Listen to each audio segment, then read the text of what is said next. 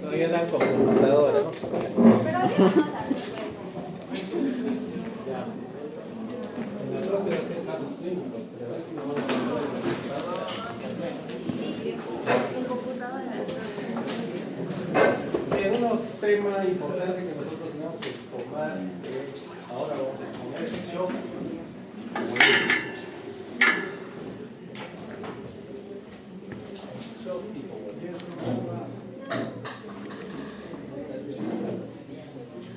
¿Cuántos tenemos?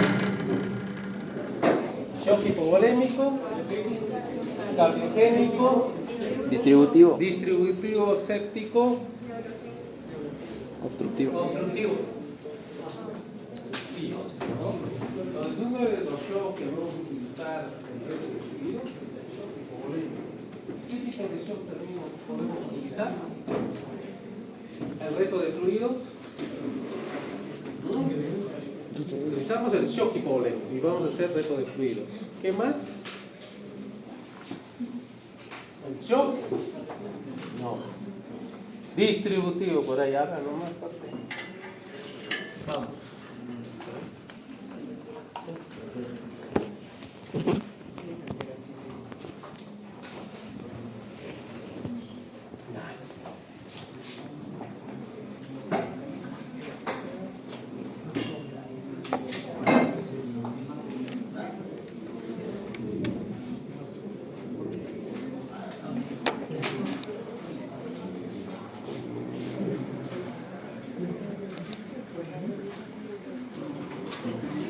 En la pantalla nomás.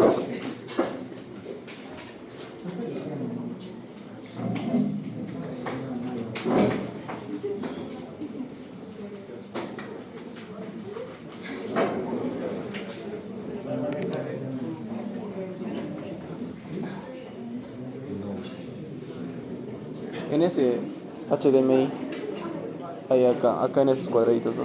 Ahí. En el del puntito. El tercero. ¿No? ¿Es el último?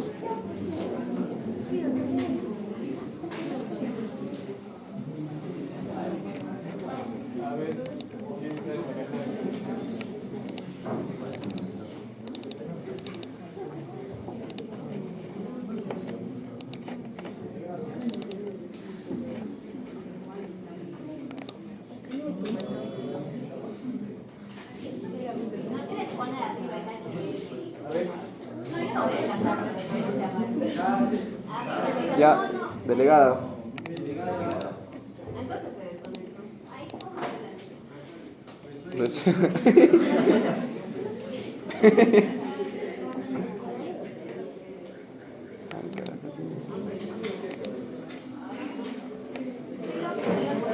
Ahí, ¿Quién sabe manejar?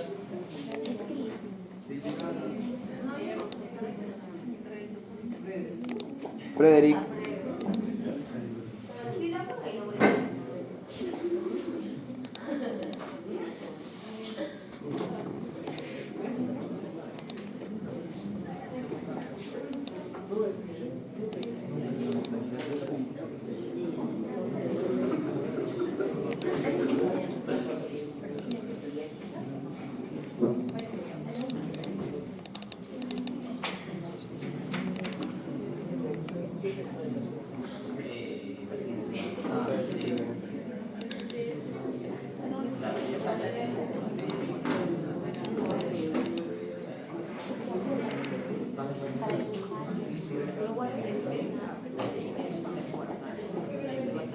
Ah, eso que es. Es una hoja. Hoja guardada. El tercero es aceptar, confirmar abajo.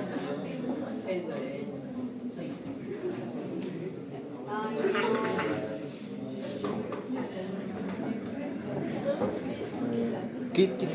Ajá. No, kit. Don't save. Cancel. Otra vez. A ver. ¿Quién sabe manejar? ¿Nadie? No, ¿quién sabe?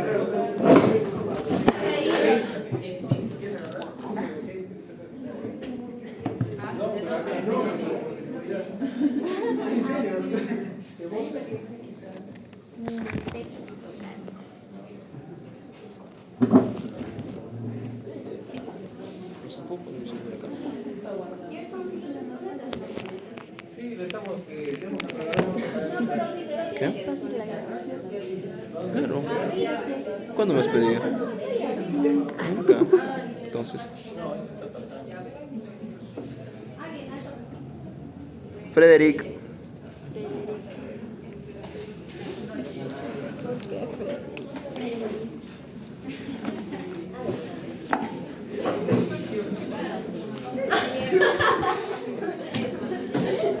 Sobre el shock hipovolémico y el shock distributivo que vendría a ser el séptico. Vamos a hablar un poco de la definición. Es un síndrome de etiología multifactorial, pero tiene en común la reducción del volumen sanguíneo. Shock hipovolémico, reducción del volumen sanguíneo. Puede ser desencadenado por una inadecuada perfusión aguda sistémica, un desequilibrio entre la demanda y oferta de oxígeno a los tejidos, en ese caso el shock hemorrágico, un aporte inadecuado o mala utilización en la escala celular, la disminución de la carga de sangre nos va a dar una hipoxia tisular y a su vez una disfunción de órganos vitales determinando por una reducción del volumen sanguíneo.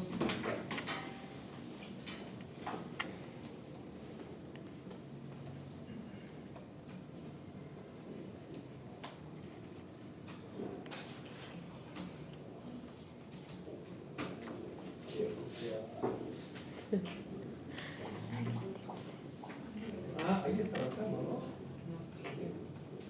Ya. Tenemos que hablar también de la perfusión tisular. La perfusión tisular depende del volumen sanguíneo, de la oxigenación en la sangre, el transporte de hemoglobina, la función cardíaca, el tono vascular y la microvasculatura. Todo esto nos va a llevar, si falla esto, a un choque. Esto es en términos generales, ¿no? Un choque.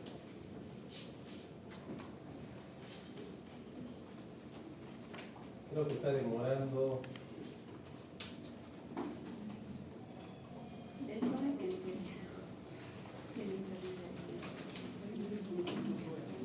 ¿Qué? Debe ser por eso. ¿Cómo fue por acá? Se ha bloqueado.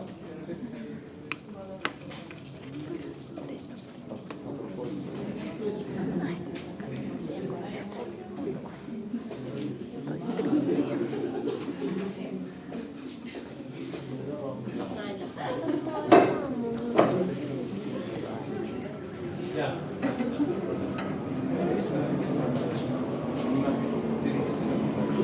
Bueno, vamos a hablar un poco de la fisiopatología. La hipovolemia, ¿qué pasa? Es una disminución del volumen del espacio extracelular, una autocompensación y ocasiona una deshidratación isotónica e hipercalemia. El desequilibrio hidroelectrolítico hace una disfunción vascular. Eso ya es un efecto de descenso de la presión arterial, activación del sistema simpático. Hay varias hormonas que van a activar, se liberan las catecolaminas. En un principio se va a liberar unas hormonas contrarreguladoras para evitar el shock por un momento. La adrenalina se incrementa, la noradrenalina, la angiotensina 2 y la hormona antidiurética. ¿Qué hace la hormona antidiurética? Disminuye el flujo urinario, ¿no? Para preservar el volumen. Preserva el gasto cardíaco y permite una perfusión cerebral cardíaca adecuada. Todo el organismo, las hormonas contrarreguladoras para evitar que no haya buena perfusión cerebral. Entonces, el estado de choque, ¿qué es el estado? Una funcionalidad disminuida y disminución del aporte de oxígeno en los tejidos. Toda la volemia que se pierde va a haber una disminución del aporte del oxígeno, ¿no?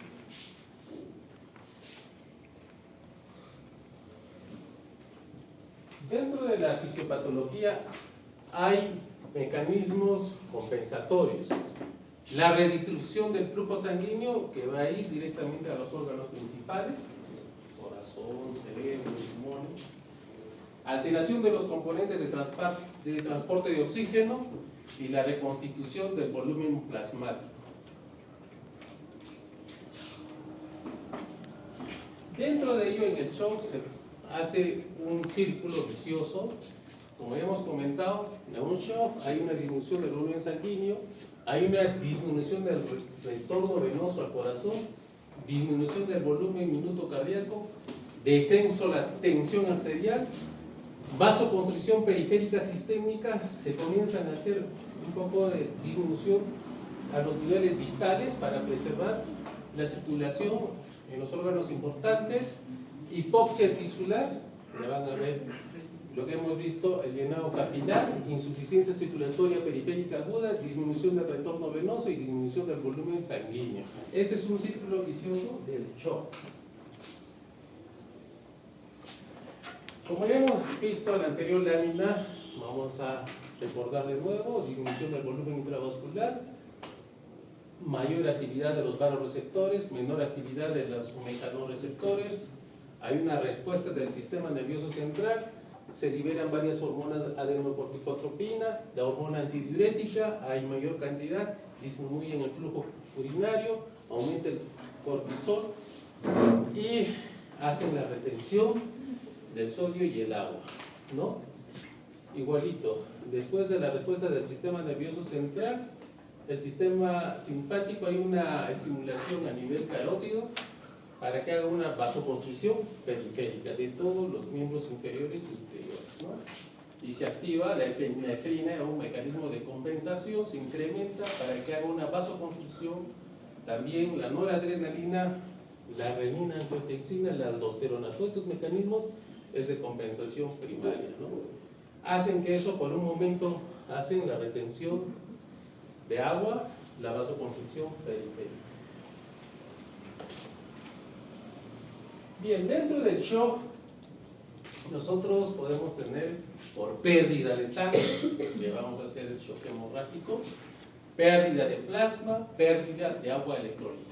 Todo eso va a conllevar a una hipovolemia, disminución del retorno venoso al corazón y a una segunda instancia, hipotensión arterial. Como ya hemos comentado, hay una estimulación de vasoreceptores, del arco aórtico, aurícula derecha y arteria carótida, del hipotálamo. Hemos visto que se va a incrementar la hormona antidiurética, va a haber una retención de sodio y de agua. También hay una respuesta simpático-adrenérgica, liberación de catecolaminas. ¿Para qué? Para que haga una vasoconstricción. Igual, en el riñón hay liberación de la renina y angiotensina, vasoconstricción, disminución de la perfusión tisular, y ahí hacen un metabolismo aerobio, que es una parte del shock, liberación de aldosterona, retención de agua y sodio y acidosis metabólica. En un principio de un shock hacen acidosis metabólica, ¿no? Entonces, ¿qué decimos del estado de shock? Es una reducción de la perfusión tisular efectiva, daño celular reversible y posteriormente irreversible, alteración de la entrega y consumo de lodos. Pregunta de examen: lactato mayor de 2, una tensión arterial sistólica menor de 90, una diastólica menor de 40. Entonces, acuérdense del lactato, que es importante para determinar el shock.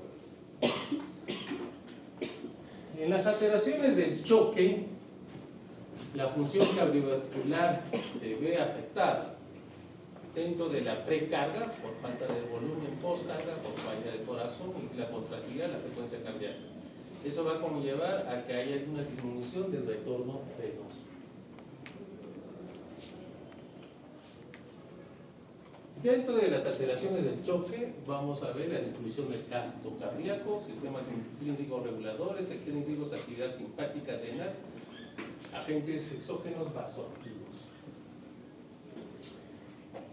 Y también en la función microvascular se ve afectado la función pre y postcapilar, hacen una obstrucción microvascular, inclusive por el estado del shock hay microtrombos a nivel de la microvasculatura. Eso ya se observa en el estado 4 del shock. Entonces, si no hacemos nada, la evolución del choque viene así: choque, falla orgánica múltiple y muerte. Nosotros tenemos que abordar en las primeras etapas del choque.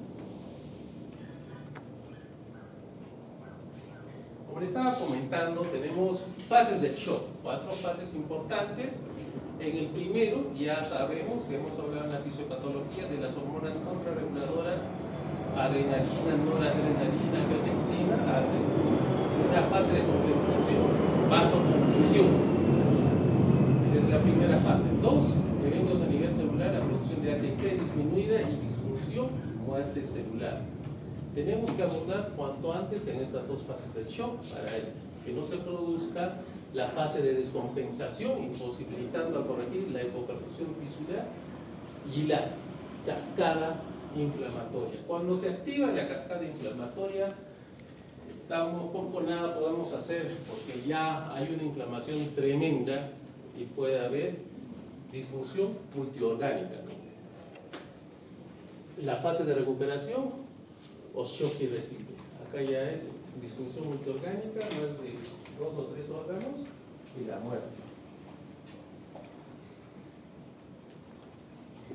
Bueno, dentro del shock hay de causas por hemorragias, de las cuales podemos tener hemorragias internas, puede ser traumática, rotura de vasos, vísceras, complicaciones del embarazo ectópico, hemorragias del embarazo y alteraciones de la población. Y de causas externas pueden ser pulmonares, gastrointestinales, úlceras varicosas y traumatológicas, algunos problemas tumorales. Y por depresión de fluidos que nosotros vemos, también tenemos externas e internas. Externas, como ya conocen, vómitos, diarrea, problemas de quemadura, poliurias y los diabéticos que hacen poliurias. Y pérdidas internas, pancreatitis, que son secuestradores, oclusión intestinal, que la citis, edema generalizado, que secuestra en el tercer espacio el líquido. Bien, para remarcar, el choque hipovolémico hemorrágico, no hemorragia, hemos visto el externo, interno, el no hemorrágico, gastrointestinal, renal y otros, ¿no? Todo lo que hemos mencionado. Este cuadro nos va a servir para clasificar los estadios, ¿no? Ven ahí las pérdidas hemáticas menos del 15%, aquí todavía la hemoglobina se puede mantener, en la fase 2 de 15 a 30%, fase 3, 30 a 40 y mayor de 40. Fíjense la frecuencia cardíaca, ya acá hay menos del 100, acá ya se va notando la variabilidad mayor de 100. Entonces en esta fase 2 nosotros podemos ver que ya hay una pérdida mayor de 750, ya hay una pérdida de sangre, ¿no? La frecuencia respiratoria también se va incrementando según las fases. Y es importante el reemplazo de los líquidos. Ya saben, el reemplazo de los líquidos de un shock hemorrágico, cristaloides y sangre, y un shock hipovolémico, ya sea por deshidratación, podemos tomar cristaloides. Y en este es el último de la ACLS, lo he puesto, décima edición si no me equivoco, y eso lo van a encontrar. Ya no clasifican como anteriormente, sino por medio de cruces las mismas variables. Y hay un énfasis sobre el déficit de base. Si se dan cuenta, clase 102 va incrementándose el déficit de base. Estos pacientes en shock hacen una acidosis metabólica, ¿no? Si vemos exceso de base, acidosis metabólica y grave mayor de 10. Entonces esto es interesante, lo nuevo que han sacado de las ATLS. ¿Cómo hacemos el diagnóstico? La anamnesis, traumatismos o quemaduras. Vamos a empezar el traumatismo, es un shock hemorrágico, claramente. Si son quemaduras, va a haber pérdida de líquido. Y si hay dolor abdominal, podemos ser pérdida de líquido, secuestro de líquido, una pancreatitis, o una trombosis mesentérica o una oclusión intestinal, diarreas, vómitos y amenorrea, ¿no? Los síntomas: sed, decaimiento, mareo, sensación de fatiga, dolor en el sitio de la lesión, ¿no?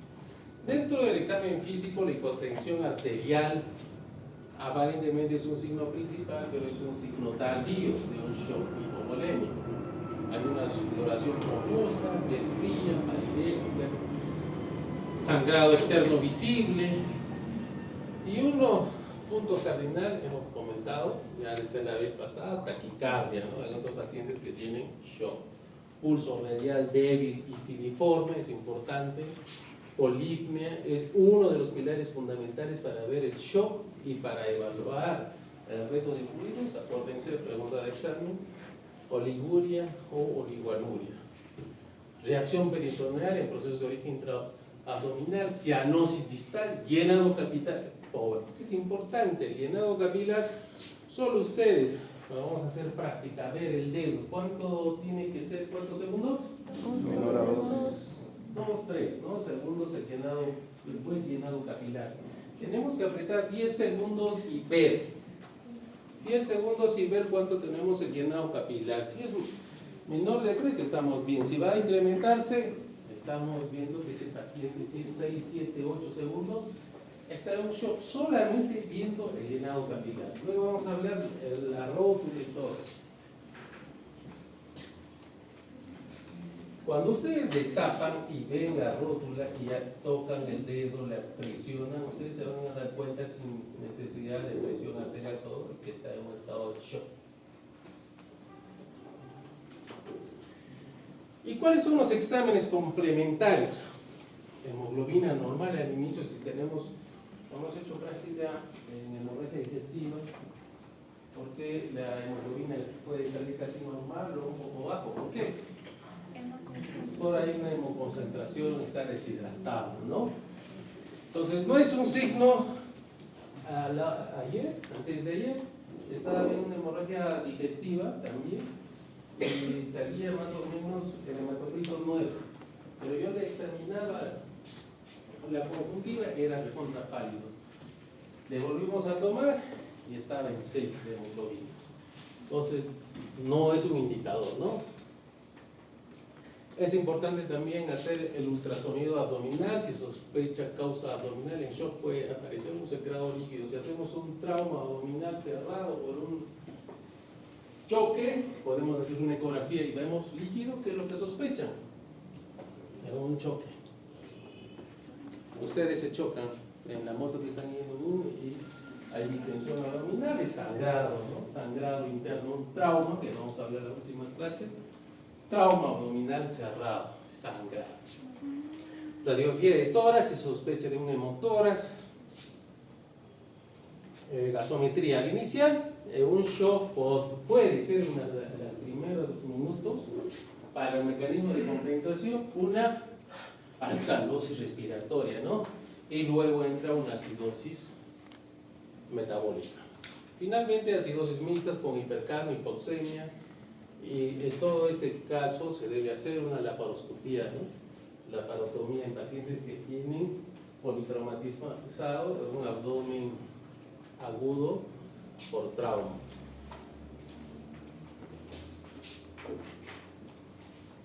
Hay una revisión de una del Critical Care.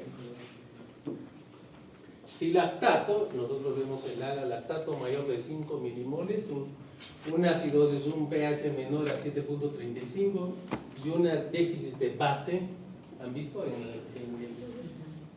el HLS? ¿Han visto lo que han tomado en cuenta el déficit de base? Mayor a 6, la mortalidad es un 80%. Si tomamos eso, tenemos que manejar inmediatamente a ese paciente. Vamos a ver las estrategias de resucitación. La meta de la resucitación de los pacientes de shock hipovolémico es corregir la hipovolemia, mejorar el gasto cardíaco y mejorar la entrega de oxígeno a los tejidos. Si está sangrando, mientras tanto, podemos hacer reto de cristaloide mientras extraiga nuestro paquete globular y poner. El diagnóstico de la causa que motiva el shock es esencialmente para su tratamiento adecuado. Si es un trauma, ya estamos pensando que tenemos que reponer sangre. Si es un paciente con una pancreatitis, le repondré líquidos. Si es un paciente que tiene un problema de una gastroenterocolitis, tendré que reponer líquidos. Medidas generales. Reposición horizontal o tren de Lemur. En este paciente, si está en shock en una primera instancia, vamos a ver en la resucitación. Es importante ponerle el tren de Lemur, ¿no? Para que toda la sangre que pueda estar en los miembros inferiores vaya a los órganos principales, porque ese paciente está en shock, entonces comienza a funcionar y elevar un poco la presión arterial. Y diaria permeable, mejora de la oxigenación del paciente. Todo paciente con shock hay un deterioro de la conciencia y ese paciente tiene que ser intubado y manejado en UCI. Medición de la saturación de la hemoglobina por oximetría de pulso para ver cuánto está saturando. Si ese paciente está chocado, va a haber picosa y con perfusión tisular y no va a haber buena oxigenación, entonces de la cual nosotros tenemos que poner oxígeno, ¿no?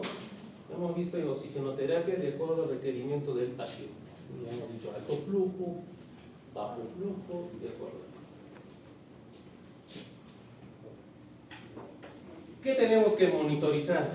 Este paciente en shock tiene que estar en shock trauma o tiene que estar en UCI. Entonces tenemos que ver todo el monitoreo de la tensión arterial, frecuencia cardíaca. Hemos dicho que es un signo importante. La frecuencia cardíaca, pregunta de examen, no anoten todavía.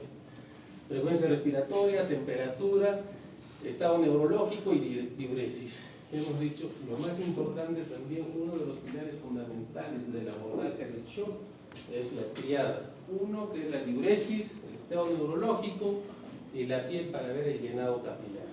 Preguntas, no anoten. Bien, entonces nosotros vamos a saber si hay diuresis. ¿Cuánto tiene que ser la diuresis?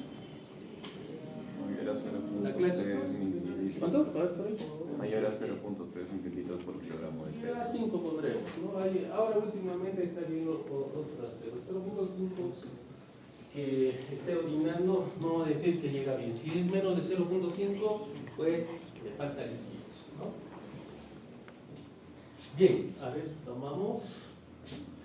Y es importante la inspección de la piel, búsqueda de heridas externas, signos de hemorragia y control.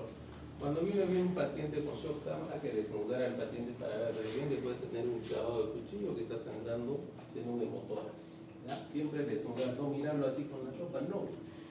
Desnudar. ¿Y qué hacemos si está en estado de shock? Es importante el catéter venoso central. ¿Sí o no? En un principio no. Lo más importante es tener 2 vías periféricas gruesas, porque el volumen va a ir más rápido por aquí. Un sondaje vesical, todo paciente en shock obligatoriamente, no, tiene que tener, ¿para qué? Para ver, ya hemos dicho, la orina, cuánto está orinando, ¿ya? Medir la presión venosa central, tener en cuenta, una vez que ya está establecido, ya las 2 vías, yo tranquilamente voy y le voy a colocar la catéter venoso central, me va a ayudar en la medición, ¿no? Si el PVC baja, indica la necesidad de administración del volumen valor normal de 8 a 12. Bueno, estos son en pacientes chocados, porque si usted el estómago, ahorita les pongo un catéter y el enemigo, van a estar 0 a 5. ¿Ya? Eso no quiere decir que les falta volumen, sino son pacientes chocados. La PVC que persiste bajo o en descenso sugiere una persistencia de pérdida de sangre, ¿no? Si yo estoy, ustedes están chocados por un politraumatismo, le pongo un catéter unido. Si está más 8, menos de 8, me está sugiriendo que le falta volumen. Si es politraumatizado, es sangre. Mientras tanto, ya les hemos dicho que le podemos dar ruidos. Si el paciente no mejora, la oxigenación con la oxigenoterapia ya conocemos, de alto o bajo flujo. Si está inconsciente, tenemos que intubar para ventilación mecánica. ¿Con qué escala de Glasgow? Eso es importante. Todo paciente, no solamente en shock, Todo paciente que está con una escala menos de 8 es intubación, ¿ya? Acuérdense, en shock, en politraumatismo, en sepsis, en todo. Y bueno, ya hemos hablado de insuficiencia respiratoria. Vamos a ver qué tipo 1, qué tipo 2, ya lo saben ya de memoria. Entonces, la corrección de alteraciones del equilibrio ácido-base, sobre todo la acidosis metabólica. Hemos dicho que un principio como mecanismo de compensación hacen alcalosis y luego una acidosis, pero hacen acidosis brutal cuando es un shock severo. Tenemos que corregir. ¿Con qué corregimos? Esto ya le puse al propósito. ¿Cuánto se debe corregir?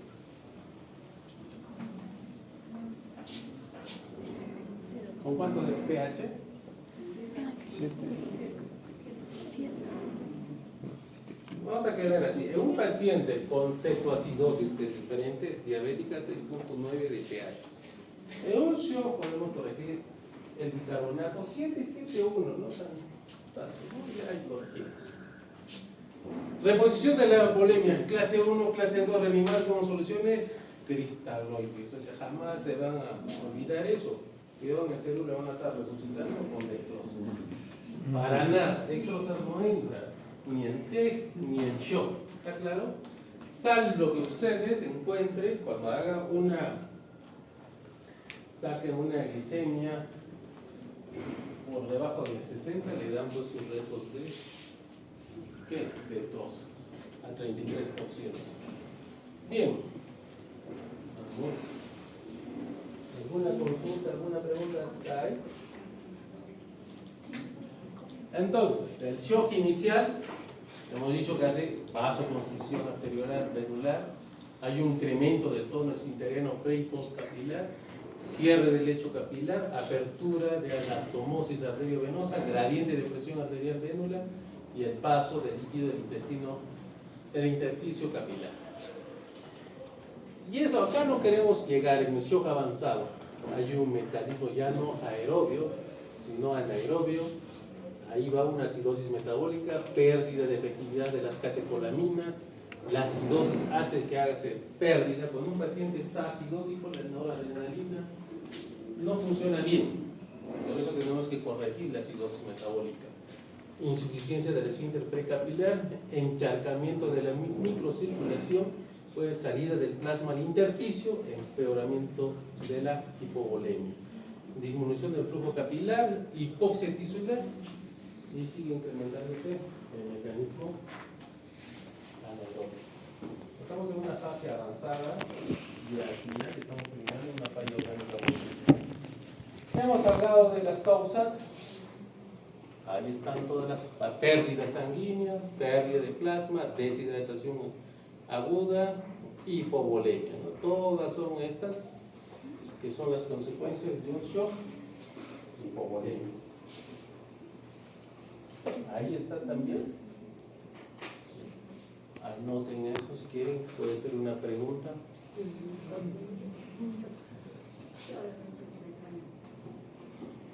Y tenemos la fisiopatología de las fases del shock hemorrágico, y es importante para abordar y dar el tratamiento. Como ya hemos comentado antes, vamos a ponernos énfasis en la fase 1, como hemos dicho, vasoconstricción, anoxia isquémica, estrechamiento arteriolar, cierre del esfínter pre y post capilar y apertura del sham arteriovenoso, y produce una disminución de la presión hidrostática capilar. Ahí nosotros tenemos que intervenir hasta la fase inclusive de la 2. La 2, que es el metabolismo celular, pasa de aerobio a anaerobio, ¿no? Comenzando la acumulación de ácido láctico, ahí se incrementa ¿cuánto hemos dicho que el ácido láctico para shock? Mayor a 2, ¿no? Y eso vamos a hablar en shock séptico también, y potasio en el espacio intersticial. La fase 3, hemos visto la microvasculatura, que hay una imagen, va a haber coágulos ahí, ¿no? Hay coagulación intravascular, con consumo de factores de coagulación y liberación de enzimas líticas que llevan a una autólisis, ¿no? Y la fase 4 ya es un shock irreversible, poco nada podemos hacer cuando entran ahí. Se crean fibrinolicinas que llevan a la necrosis con falla orgánica en relación a la extensión del proceso. Entonces, esos pacientes que ya entraron en falla orgánica, mucho falla del hígado, falla del corazón, está con doble vasopresor, sedado, falla el pulmón, está con ventilación mecánica al 70% de FiO2, ese paciente difícilmente va, que ya no sale, ¿no? Entonces, intervención, fase 1, fase 2, 3, a ver si tiene un poco de suerte. En el shock hemorrágico, vamos a ver controlado y no controlado, la clasificación casi igual, de acuerdo al volumen sanguíneo, hemos dicho. Mira, desde la clase 1 de 750 cc de pérdida de sangre hasta la fase 4 mayor de 200, ¿no? Y ustedes se ven ahí el porcentaje de volumen de pérdida, la tensión, miren, si ustedes se observan la tensión arterial, ya mira, está perdiendo 750 y puede ser normal. En la clase 2 también está partiendo 1500 y todavía puede ser normal, entonces no se fíen de la presión arterial. Nosotros en cuidados intensivos vemos más el lactato me dice 5 está, oye, está entrando en shock, pero la presión está normal, no, está en shock. Entonces tenemos que abordar el tratamiento como shock, ¿sí? Porque si yo voy a esperar que la tensión arterial, ¿cuánto he perdido? 1500 de sangre. ¿Está claro? Ahí. Entonces el lactato es importante, ¿no? El lactato. Y si veo una frecuencia cardíaca también incrementada, es importante. Bien. Por eso hemos visto lactato. Pues está mayor de 6, han visto que el incremento de la mortalidad más del 80%. Bueno, esta es la clasificación de shock circulatorio. Eso vamos a pasar. Para medir con Swan-Ganz. Y acá es importante, ¿no? Que vean las características de distintos tipos de shock, de llenado capilar, ¿no? En el shock hipovolémico, el gasto cardíaco está disminuido, hay un pulso débil, la piel está fría, el relleno capilar está lento, ruidos cardíacos débiles, ingurgitación yugular no hay. La temperatura está baja, está hipotérmico, ¿no? En shock hipovolémico. La diferencia más contundente con el shock cardiogénico es que hay ingurgitación yugular, ¿no? Vega y una y signos característicos, como ya hemos hablado en la clase anterior, de insuficiencia cardíaca. Habíamos comentado más sobre el cuadro clínico y ahí vamos a observar. Dentro de los objetivos de la resucitación del shock hemorrágico, nosotros tenemos que tener algunos objetivos. Uno, no gradiente térmico, evitar lo más posible, pulsos distantes palpables, que cuando estamos haciendo, hemos tocado el pulso y no se siente o hay un pulso filiforme, al momento de hacer los retos de fluidos vamos a encontrar el pulso, que decir que estamos yendo bien, ¿no? Este es un objetivo. Llenado capilar adecuado, está nuestro llenado capilar más de 3, comienza a mejorar, 3, 2, quiere decir que nuestro fluido o la reposición de sangre está bien dado. Buen estado de conciencia, comienza a recuperar la conciencia si están dando resto de fluidos y sangre y despierta grado 14, grado 15, ¿no? La temperatura mayor a 36, porque todos estos pacientes hemos dicho que hacen hipotermia cuando hay pérdida de líquidos y de sangre. La frecuencia cardíaca ya no está taquicárdico, estaba a 140, le están retando fluidos, va comenzando a disminuir. Una presión arterial sistólica mayor de 90, un gasto urinario, hemos comentado ya, 0.5 ml por kilo peso. La idea también, ahora ya les comento, dentro de la resucitación del shock, es una presión arterial mínima de ¿cuánto? Hemos hablado varias veces. 65, ¿no? Ya tienen en la cabeza. Si yo tengo 60 tengo que apretar, si tengo 55 tengo que apretar. Llegar por lo menos, ahora me dicen ¿por qué será 65? Han hecho varios estudios, será mejor 65, 70, y eso va a depender de acuerdo al paciente. Pero ustedes tienen en la cabeza 65. En un shock hemorrágico, si el lactato es mayor de 18 es importante, exceso de base mayor de 5 y hay hipotensión, sí. ¿Qué hacemos? Primero lo que tenemos que hacer, oxígeno, solución fisiológica, 20 ml por gramo peso, pero eso no es un estándar, depende de cada paciente, hemos visto. Si tiene insuficiencia cardíaca no le vamos a poner 20 ml, ¿no? Le vamos a retar mini retos, mini bolos, para ver cómo va. Ya vamos a ver, tenemos que monitorizar. Bien, tenemos que en todo shock hemorrágico ya la interconsulta tiene que estar hecha para cirugía. Si es un trauma de un fémur que está sangrando, sabemos que 1500 está sangrando, tiene que cohibir la hemorragia. Pelvis igual 1500 a 2000 puede ser. Bien, la biopsia de tórax, la biopsia de pelvis. Tórax puede ser un hemotórax que está sangrando, tenemos que ver también pelvis, la fractura de pelvis desde 1500 cc más. Entonces, si damos la solución fisiológica no mejora, ya hay una caída de Glasgow menos de 8, de 9, entonces tenemos que entrar a ventilación mecánica, ¿no? Vemos que es un shock refractario. Otra vez podemos repetir, la solución fisiológica no es un parámetro estándar, solamente es una idea.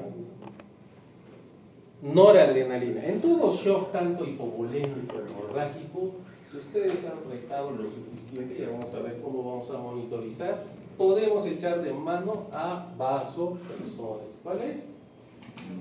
Noradrenalina. Sin miedo, antes decía, ¿no?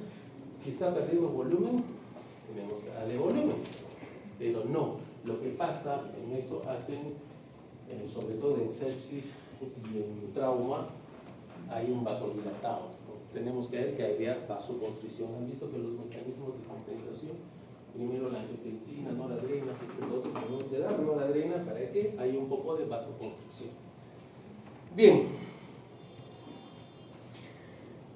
tenemos que medir la PVC. La PVC único no sirve, sino tenemos que echar de mano de varias medidas de pruebas estáticas y dinámicas que ya vamos a conversar. Y los objetivos, una PVC de 8 a 10 en pacientes chocados. Ya hemos dicho, eso varía.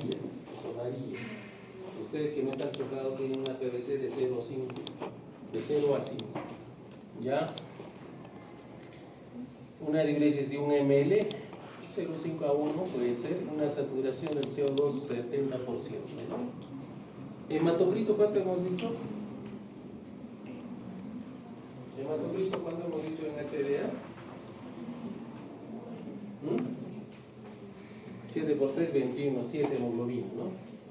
Entonces podemos ir dependiendo también. Si es un shock hemorrágico, ya le hemos comentado, no vamos a esperar que tenga 7, ¿no? Si una paciente tiene 16 de hemoglobina, ustedes por lo menos tienen entre 14 a 16, porque están acá incluso a una altura de 3500, de 1400, entonces tienen algo de que han conseguido un mecanismo de compensación. Si ustedes bajan de 16 a 12, no voy a esperar que llegue a 7, ya tengo que hacer una transfusión sanguínea, ¿sí? ¿Está claro? Pero doctor, pero voy a esperar a 7, no vas a esperar pues a 7, eso es una idea para ver cómo manejamos esto. ¿Sí? ¿Está claro eso? Si está bajando 4 puntos, tengo que darle. Bueno, ¿qué hacemos en el grado 1? Podemos hacer una hidratación por vía oral, porque no es una pérdida mucho, es menor de 750 como han visto. En el segundo grado sí tenemos que hacer reto de cristaloides. Yo le pongo coloides entre comillas, no es exactamente coloides. A veces pongo cosas para que ustedes se den cuenta. Porque hay, entre la guerra de cristaloides y coloides, ¿cómo fue? Cristaloides. Sí, claro, los coloides pueden producir. ¿Cuál es el coloide que utilizamos? ¿Coloide que utilizamos? Albúmina. Y la albúmina está en un frasco más o menos como 300 soles. Y un frasco de cloruro, ¿cuánto estará? 5 soles. Y no sirve. ¿Ya? Grado 3, cristaloides, coloides. Si está un shock refractario, sí podemos dar albúmina, ¿no? Grado 4, cristaloides, coloides y transfusión. Entonces, acá ya podemos hacer las transfusiones, ¿no? Si es un shock hemorrágico.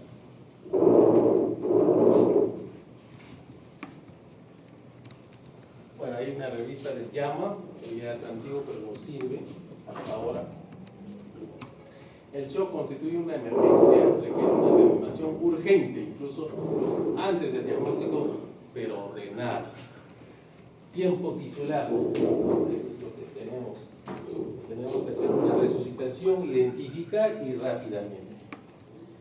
Después podemos hacer una ventilación, vía aérea permeable, todo lo que ustedes ya saben, el ABC, el TIO2, la infusión, electrolitos, coloides y sangre, ¿no? Mejorar la función de la bomba. Estos pacientes hacen taquicardia, mejorar con aumento de equilibrio. Hemos dicho no se tomen los números como tal, pero tengan una idea. Infusión de 600 ml de cristaloides en la reposición de litio o 200 ml de coloides durante 10 minutos. Vamos a sacar en nuestro medio coloides y nos quedamos con los cristaloides. ¿Claro? Hemos dicho, cada persona es un mundo que si yo tengo una insuficiencia cardíaca no voy a dejar todo ese líquido, voy a ir por bonos. Si tengo una paciente con una insuficiencia cardíaca, con fibrosis pulmonar, una citis, todas esas cosas, tenemos que valorar al paciente. Pero bueno, las cifras lo tenemos que saber, pero no es un estándar, cada uno reacciona diferente. Hemos visto, ¿ves? Acá hay una diferencia de la BBC. ¿Cuánto era lo anterior? De 8 a 12. Mira acá. Y esta es una revisión, ¿no? Si la PVC aumenta menor de 2 milímetros de mercurio, continuar con la infusión. Si la PVC aumenta mayor de 2 milímetros de mercurio y menor de 5, disminuir la velocidad de infusión. Si la PVC aumenta mayor de 5, suspende la infusión. Pero hemos dicho menor de 8. Por eso es de acuerdo al paciente. Ve, nosotros en UCI, ¿qué hacemos? Si está chocado, vemos de 8 a 12, más o menos, ¿sí? Bien, tenemos diferentes tipos de soluciones y las características que ya vamos a hablar en fluidoterapia rápidamente. Hemos dicho, hay una guerra de los cristaloides y coloides, ya ganó los cristaloides, y ahí está. La solución salina fisiológica o lactato de Riga son líquidos iniciales preferidos para la reposición de volumen durante el tratamiento del shock. El lactato de Ringer nosotros utilizamos según las guías más, sobre todo en los pancreatitis. Ahí está indicado, ustedes van a hacer la revisión. ¿Y cómo vamos a reanimar una pancreatitis? Con lactato de Ringer. Son dos patologías más que se utilizan, pero el resto con cristaloides. No cuesta mucho dinero, los cristaloides se expandan de manera eficaz en el espacio intravascular. Y si hay hiponatremia, pueden corregir el sodio. Se necesita una gran cantidad de solución cristaloides para establecer el volumen intravascular. Y los coloides, incluido albúmina, plasma fresco congelado, expansores plasmáticos sintéticos. Las soluciones con coloides contienen moléculas relativamente grandes que permanecen más en el intravascular, más horas que los cristaloides, ¿no? Son más eficaces para expandir el volumen. Pero ¿qué pasa? Los coloides derivados de la sangre pueden causar reacciones de sensibilidad. Los sintéticos pueden causar coagulopatía. Se ha visto que cuando se hace una infusión con este tipo de cristaloide trata un edema pulmonar, ¿no? Entonces, hay más contraindicaciones o reacciones adversas que los cristaloides. Los cristaloides también no son inocuos. El cristaloides es un fármaco que puede producir alguna reacción. ¿Qué pasa si yo le doy bastante cristaloides? Puede ser un edema pulmonar. ¿Qué más? Puedo producir una acidosis láctica. ¿Qué más? Entonces no es inocuo, hay que saber la resucitación. Podemos hacer pues, un edema agudo pulmonar, un edema generalizado, una insuficiencia cardíaca de esos pacientes que tienen problemas cardíacos. Y el Erbigol, que nosotros hace 10 años, esto era nuestro protocolo de la resucitación. Sin embargo, ha habido varios cuestionamientos. Yo lo pongo para que ustedes puedan conocer cómo antes nosotros hacemos la resucitación. Sin embargo, ha sido cuestionado, por ejemplo, uno, como hemos dicho, la PVC, ¿no? Hasta ahorita no es un parámetro fidedigno, pero sí nos ayuda con otras medidas más para la resucitación. Por ejemplo, ahí tenemos que estar de 8 a 12, ¿no? Si es menor de 12, tenemos que rentar cristaloides, coloides. Ahí dice la presión arterial media, ¿no? Si es 65 o mayor de 90, ¿no? Tenemos que empezar ya agentes vasoactivos como la noradrenalina. Bueno, tenemos que ver la saturación venosa central, que es menor de 70, pero tenemos que hacerlo claro. Y lo que no debemos llegar en un shock es a un shock irreversible. Si no corrige las posibilidades de sobrevivir, se disminuye drásticamente a ser irreversible y la resucitación se vuelve muy difícil. Generalmente el paciente desarrolla un fallo multisistémico y fallece. Ahí no debemos llegar. Por eso el trabajo en la unidad de cuidados intensivos es dinámico. No podemos dejar ya, hacemos un rato y dejamos. No. Tenemos que ver la causa, solucionar el problema antes que se desencadene la cascada inflamatoria. Cuando se desencadena la cascada inflamatoria es un poco difícil ya recuperar a ese paciente. Estamos llegando mucho. Bien, acá tenemos la respuesta al volumen, el volumen sistólico, el gasto cardíaco abajo, va incrementándose de acuerdo a la reposición de líquidos, ¿no? Poco aumento de la congestión pulmonar, gran incremento del gasto cardíaco. A medida que nosotros demos dando fluidos, vamos a alcanzar a un poco incremento del gasto cardíaco, ahí debería quedar. Si nosotros nos pasamos de mano, va a haber un edema pulmonar, un aumento de la congestión pulmonar. Entonces, por eso necesitamos monitorizar para el reto de fluidos para que no pasemos. Muchos de los pacientes que yo observo en medicina, sobre todo a veces, se pasan de mano con un edema pulmonar por reposición de... La respuesta de volumen, estos tres importantes son los vasos sanguíneos, los pulmones y el corazón. El pulmón es un edema pulmonar, es una congestión a nivel corazón, una insuficiencia cardíaca, y a los vasos sanguíneos van a ser un edema, ¿no? Edema generalizado. Tenemos varios parámetros para ver cómo está respondiendo al volumen cuando nosotros infundimos un cristaloides.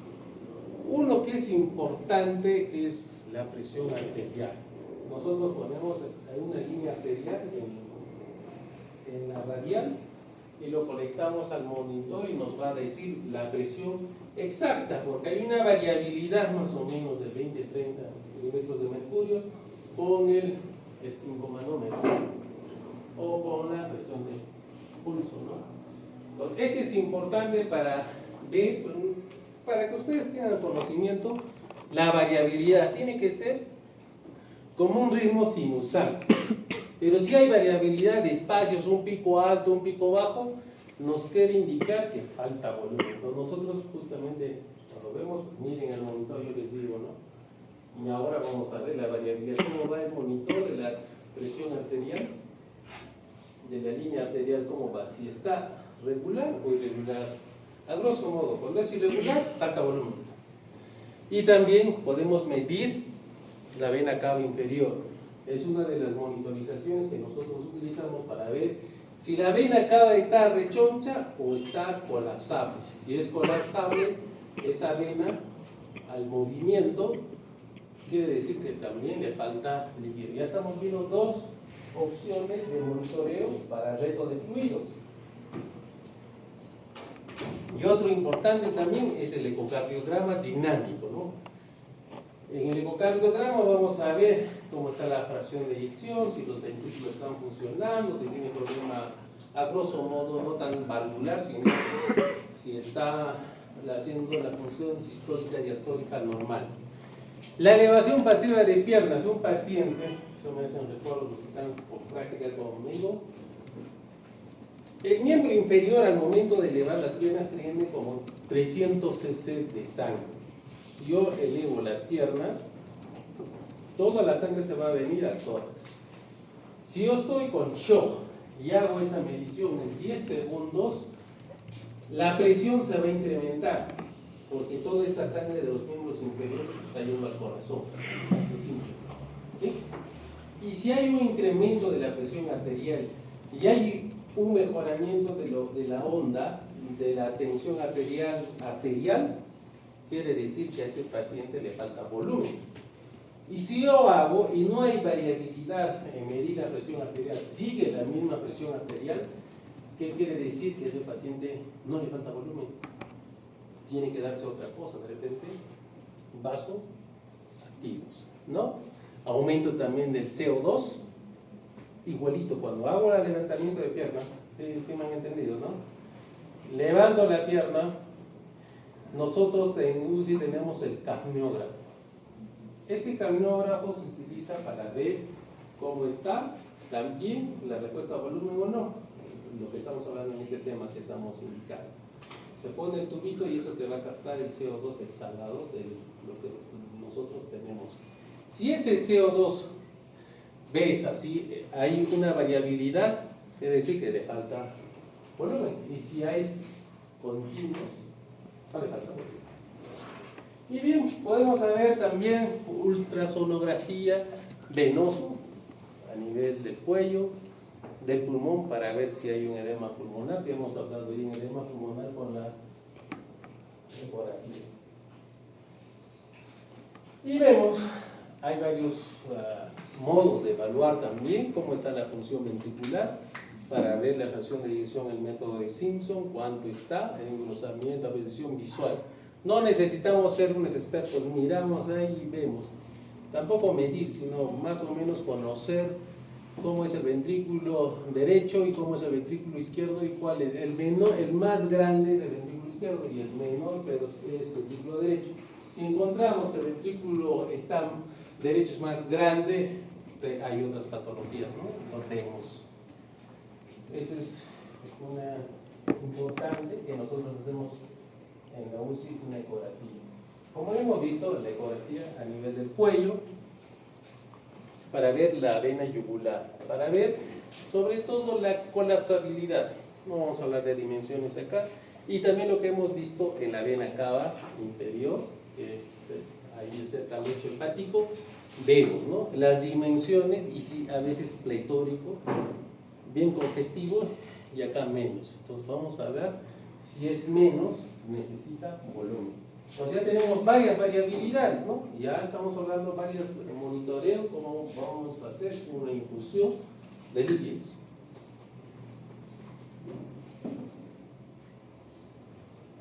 Bueno, ya tenemos la variabilidad venosa, hay una fórmula, no es importante que lo aprendan, pero que tengan el concepto de que hay varios métodos de monitorizar el reto del fluido.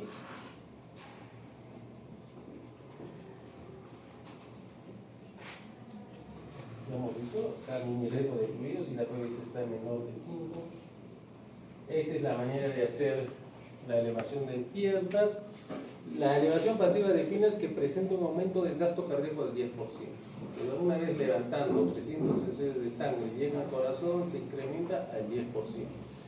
Eso nos indica que necesita, esta es la maniobra, a ver si lo hacemos en la práctica para ver.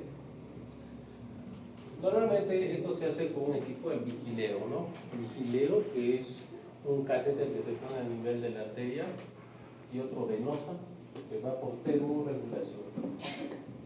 Bien, eso ya es especialidad, pero también podemos ver Doppler para ver el TAPSE, el ITB,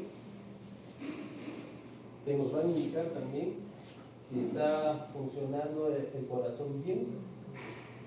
Ahí es lo que hemos comentado. Una vez el CO2 expirado, tiene que ser uniforme. Si hay una variabilidad, eso nos quiere decir que requiere líquidos, ¿no? Es lo que hemos visto, mira, elevación de piernas.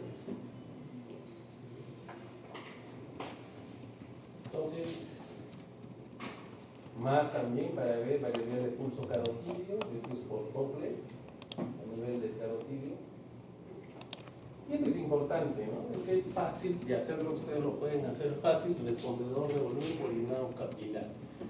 Cuando baja el 25% de llenado capilar con 500 cc de cristaloides y baja el 27% de llenado capilar posterior al levantamiento pasivo de piernas. Entonces, es sencillo, nosotros retamos líquidos y vemos cómo está el llenado capilar. Si el llenado capilar está bien, podemos parar el método de fluidos. Hay un trabajo que han realizado en Chile, sobre todo sobre este tema de la variabilidad del llenado capilar. Entonces ustedes, ni bien creen, sospechen que está haciendo show, háganle la presión del pulso y van a ver que están diagnosticados adecuadamente. Esto todavía es del Critical Care, los mini retos de carga, o actualmente algunos le dicen carga de volumen, de acuerdo a cómo va, ¿no? 13 ml por kilo peso, 8 ml. Ya van viendo que no es un número exacto. Ahora vamos a ver en sepsis shock, si leemos el sepsis shock, 30 ml por kilo peso. Pero no, es una norma, hemos dicho. Va a depender de la variabilidad de su enfermedad que tenga. Bien, acá es la onda pletismográfica otra vez más para ver cómo está de acuerdo a la variación. Hay varios indicadores. A ver, vamos, en volumen, cristaloides, ya hemos dicho, solución de Harman o lactato de Rinkel, para todo el mundo, cristaloides, ¿no? Solución salina, pues, puede haber una fase en falla renal, pero no es muy usual, y hacen una acidosis como hemos comentado, la hiperclorémica. En acá ya no se debe utilizar la solución glucosada por mayor fuga capilar, no coloides sintéticos, esos te pueden hacer una falla renal aguda, también un edema pulmonar. Hay muchas reacciones adversas a los coloides. En la ecografía ya hemos dicho, en el edema agudo pulmonar también, acá vemos las líneas B como cometas cuando se han trabajado de soluciones cristaloides, ¿no? Están haciendo un edema pulmonar por reto de fluidos. Entonces, tampoco necesitan eso, sino ustedes auscultan y van a auscultar créditos, ¿no? Por todo lado con el objetivo. Esas son las ondas. Esta es pregunta de examen. Importante, en una evaluación clínica del choque tenemos 3 ventanas importantes, ¿no? Ventana neurológica, estado mental en un shock para ver cómo está, si está graso menos de 8, intubación. La ventana cutánea, ejemplo, llenado capilar en la rodilla mayor de 4. O sea, en la rodilla es un moteado. Vamos a observar ahora. Y la ventana renal. Con esos 3 estamos evaluando a un paciente con shock. No se olviden, ahí está la de la rodilla. Entonces, el índice de moteado y llenado capilar, eso lo pueden hacer sin necesidad de los otros, que tenemos una ecografía, una línea arterial, una PVC. Si no, ustedes lo destapan y miren la rodilla. Mayor de 40%, mayor de 70% está grave, ¿no? Entonces ven esto. Si es un moteado a nivel de la rodilla, este paciente está en shock. Si está mucho más moteado, está más grave, un shock grave, ¿no? Entonces es fácil de ustedes destapar, claro, los modelos es un poco difícil, pero destapando al paciente ustedes lo pueden ver. Bueno, el lactato ya hemos comentado que es importante. Bueno, hay otros, el monitoreo hemodinámico, podemos ver el índice de choque, que es frecuencia cardíaca, y la tensión arterial sistólica, normales de 0.5 a 0.7, para que conozcan. El índice de choque modificado es frecuencia cardíaca por la tensión arterial media, ¿no? De 0.7 a 1.3. Es para que alguien quiera hacer un trabajo, podríamos conversar. La saturación venosa tiene que permanecer en menor del 70%, pero dice mal pronóstico, dice, ¿no? Normalmente dice mayor del 70, 75, 80%, ¿no? No útil en pacientes con bloqueo neuromuscular, disminuye el consumo de oxígeno. Eso se ve por la línea catéter venoso central, se saca sangre, se manda a gasometría y vemos. El delta del CO2, solo para que conozcan, no predice respuesta a volumen. En conclusión, el estado de shock es una falla de oxígeno a nivel celular, shock hipovolémico por pérdidas, ¿no? Puede ser hemorrágico o puede ser por otras causas no hemorrágicas, como hemos mencionado. La perfusión tiene amplias variaciones regionales. Sí, en un alto porcentaje hay una hipoperfusión oculta. En una emergencia, tiempo tisular, que es importante. Todo tiempo probablemente va a ser, en la medicina del futuro, la solución fisiológica es la primera línea, no hablar ya lo que dice en la cabeza. Hay que monitorizar la oxigenación y la perfusión. Hay varios métodos, ya hemos visto una infinidad de métodos para maniobrar la oxigenación y la perfusión. Hay que monitorear la perfusión a nivel regional. El punto final es la ausencia de hipoperfusión. Bien, ¿alguna pregunta sobre el shock hipovolémico, shock hemorrágico? Vamos a hablar algo de fluidoterapia que ya...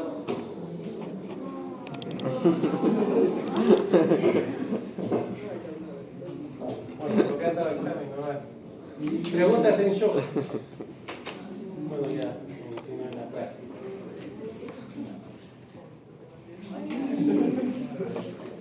¿Ya? Están cansados. Han hecho un esfuerzo mental.